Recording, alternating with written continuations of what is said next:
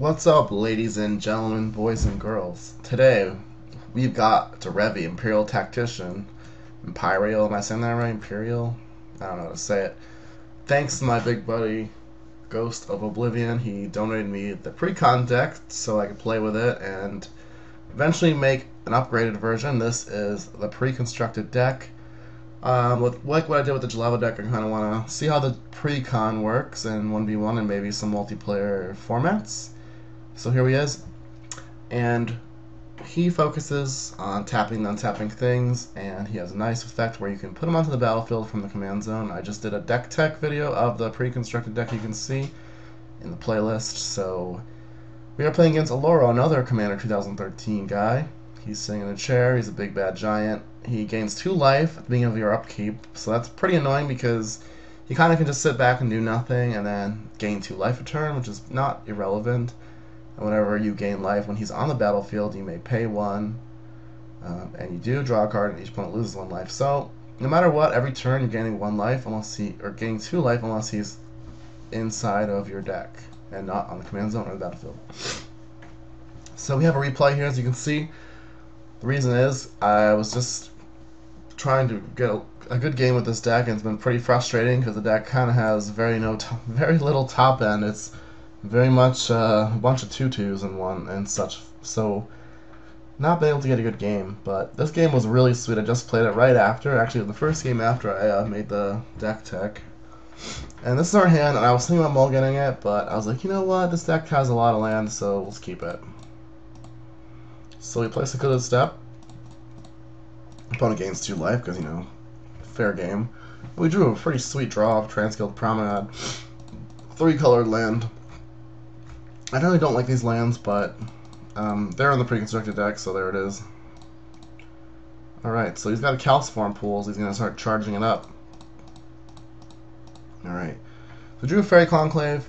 I was thinking about playing the Fairy Conclave and just passing, and then maybe on his turn, flash in Derevi to tap a land. But I have this Deceiver Exarch, so I can kind of do the same thing, and I'm kind of hoping that I draw a land here, so I don't get too punished, but we'll see. So on his upkeep, I'm going to Deceiver Exarch, tap his island, you know, just to keep him off mana for a little bit, and he just charges his Calciform pools. So we do the draw the land, but I kind of like this Hottest Spy Patrol on the battlefield, so we're going to do that. So we're going to play Derevi. Actually, we don't do that. I could have done if I played that island. That was a misplay, actually, now that I look at it. Should have played the island, and then I could have played Hottest Spy Patrol this turn. But I didn't. No, I can still do that. What am I talking about? Derevi is kind of confusing because you have to really think about your turn. You can't just kind of bash and see what happens. You kind of need to plan your turn out. Play things beforehand, use your mana, attack, untap lands. It's kind of... You can't just, like, play this mindlessly. So we got our Hottest Spy Patrol out. Plays an Ancient Tomb. Taking a bunch of damage, but doesn't matter because he gained a bunch. He briberies me, so in the pre-constructed deck, the best targets are probably the Vigilance guy, maybe Rune if you have ways to use it, and Rabinia. He grabs Rabinia. Little does he know I have Flicker Form in my hand. I was like, ooh, this seems pretty sweet. Alright, so drew Bane of Progress. The Bane of Existence. Not really exciting here, especially not with a Flicker Form, but we can always flicker it. So I'm trying to think, make sure I can do this. We have 5 mana, but we need 6 mana to do this, so, and she can block either the Hottest Spy Patrol, and I cannot level this up and Flicker Form. And we definitely want to Flicker Form Rabinia because I just don't want to have to deal with him stealing my things. And this is not going to be able to get through. But we have enough to get Derevi through and Flicker Form, so we're going to do that. Flicker Form Rabinia. And if you don't know what Flicker Form does, the exile creature and all auras attached to it at the beginning of the next end step, return that card to the battlefield under its owner's control. So I get to get my guy back, which is pretty sweet. So we attack, we're going to untap our Secluded Step, and we're going to waste no time just so he doesn't steal a guy in Flicker Form. And there we got it. We got our Rabinia back. Thank you for bribering our Rabinia. And that was kind of cool. So he plays a Gilded Lotus, which is not too bad considering I have an Ascetic Slime. And I also have Bane of Progress, but I don't have enough mana to Flicker Form and Bane, which I don't really want to do. Not that it would matter because Rubinia's on my control anyway, but just rather save the Bane of Progress.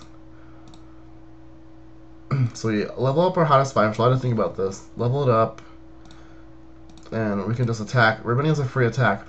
The nice thing about the tap creatures is they're a free attack if they're not blocked, because they just untap themselves. So we can tap Island, Step, Rubinia, and an Island. So the biggest thing I'm worried about right now is a Wrath, or like a Consecrated Sphinx would be kind of bad. And now I can Ascetic Slime. Kill this Gilded Lotus, because he's got no black, so it's pretty nice from us to kill that. I'm sure he wasn't too happy about that.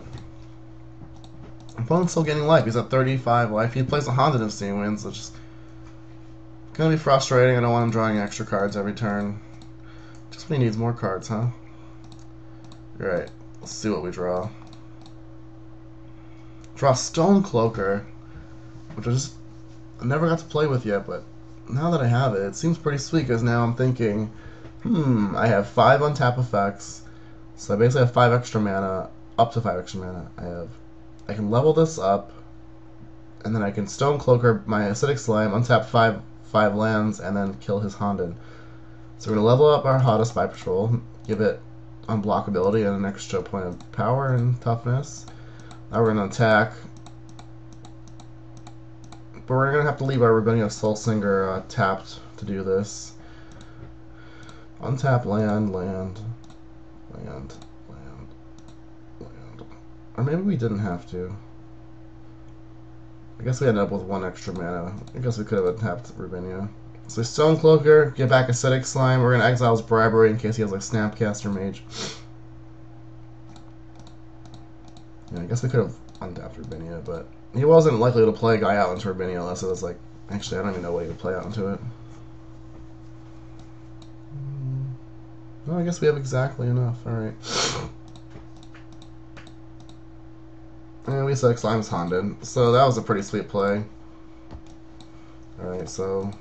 You pass the turn. I'm just hoping he doesn't have a Wrath. If he has a Wrath, and we draw Leaf Drake Roost. That's a pretty sweet top deck.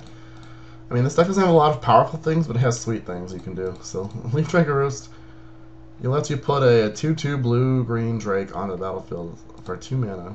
So, we put it on an island because we have excess of blue. Attack. Just bash him, try to kill him before he draws a Wrath.